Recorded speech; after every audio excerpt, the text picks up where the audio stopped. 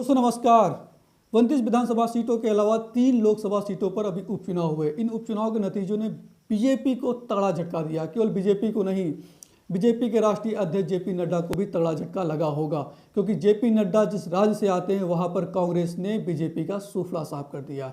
मंडी जैसी लोकसभा सीट हिमाचल प्रदेश की, वहां पर बीजेपी हार जाती है। और इसके पहले 2019 के लोकसभा के चुनाव जब हुए थे तो वो सीट बीजेपी लाखों के अंतर से जीती है।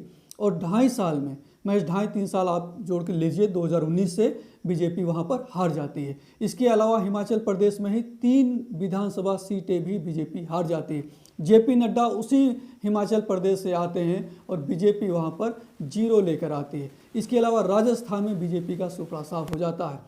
ममता बनर्जी भी बीजेपी को तगड़ा झटका देती हैं। बंगाल में 4 सीटों पर उपचुनाव होते हैं, जिनमें से 3 बीजेपी अपनी जीती हुई सीटें गंवा देती है। पिछले चुनाव में जो महज अभी 6 महीने पहले हुए थे, वहाँ बीजेपी ने कड़ी टक्कर दी थी ममता बनर्जी को और कुछ सीटें जीती भी थी। तो जो उपचुनाव हुए हैं, इनमें 4 विधानसभा सीटें शामिल थी, जिनमें चारों पर ममता बनर्जी ने मोदी जी को हरा दिया। मोदी जी को कहेंगे, क्योंकि मोदी जी बंगाल में कई रैलियां किए थे, आपको पता भी होगा, ओ दीदी भी कर रहे थे। इसके अलावा हरियाणा में, जहां पर जेजेपी के साथ गठबंधन में बीजेपी सरकार बना रखी है, हरियाणा में वहां पर 1 विधानसभा सीट पर चुनाव होता है और बीजेपी वहां पर भी हार जाती है।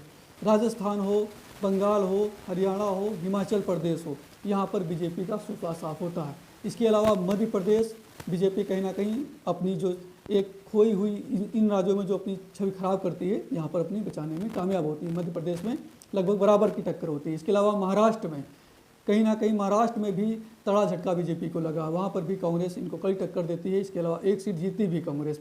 कर्नाटक में बात करते हैं, वहाँ पर जिस सीट को कांग्रेस ने जीता है, 1 विधानसभा सीट वहाँ पर कांग्रेस ने अपने पार्ले में करी है, वो जो मुख्यमंत्री हैं उनका गृह जनपद है। तो कहीं ना कहीं कर्नाटक में भी कांग्रेस ने बीजेपी को तगड़ा झटका दिया है। इसके अलावा और भी जगहों पर काफ़ी बीजेपी की जो हालत है वो पस्त रही है।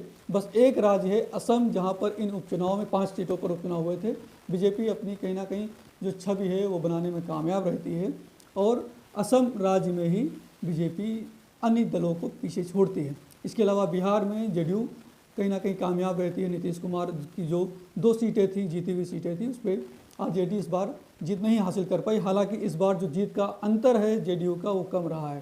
तारापुर जैसी सीट जो बिहार की है, जहां पर आरजेडी महज 3000 वोटों से हारती है। तो कहीं ना कहीं ये जो उपचुनाव हुए हैं, इनमें बीजेपी को तगड़ा झटका लगा है। तो ये उपचुनाव आने वाले समय में, क्या जो अभी उत्तर प्रदेश है, उत्तराखंड जैसे राज्य हैं जहाँ भी चुनाव होने हैं, उत्तर प्रदेश एक बड़ा राज्य है, अमित शाह कहते भी हैं अगर उत्तर प्रदेश हार गए तो 2024 में भी मोदी जी नहीं जीत पाएंगे। तो क्या ये उपचुनाव के नतीजे 2022 के जो चुनाव होने हैं विधानसभा के, जिसमें 5 राज्य शामिल हैं, उस पर प्रभाव अपना जमा पाएंगे? अगर ये उपचुनाव के नतीजे कहीं ना कहीं संकेत दे रहे हैं कि जनता महंगाई से ऊब चुकी है, जनता पेट्रोल डीजल पर भी कहीं ना कहीं वोट कर रही है, तो बीजेपी को कहीं ना कहीं अब सोचना पड़ेगा। और जो महंगाई को लेकर जनता के अंदर एक रोष है, उसको समाप्त करना पड़ेगा, वरना उत्तर प्रदेश, उत्तराखंड, पंजाब जैसे राज्यों में कहीं ना कहीं बीजेपी को तगड़ा झटका लग सकता है। और अमित शाह जो कह रहे हैं कि बीजेपी को अगर उत्तर प्रदेश में आप नहीं जिताएंगे तो 2024 मोदी जी के लिए हानिकारक साबित हो सकता है, तो हो सकता है ये सही भी साबित हो जाए।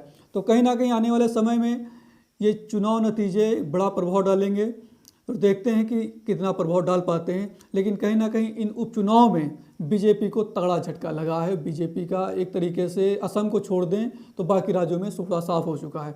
राजस्थान, इसके अलावा हरियाणा, हिमाचल प्रदेश और बंगाल। तो देखते हैं आगे क्या होता है।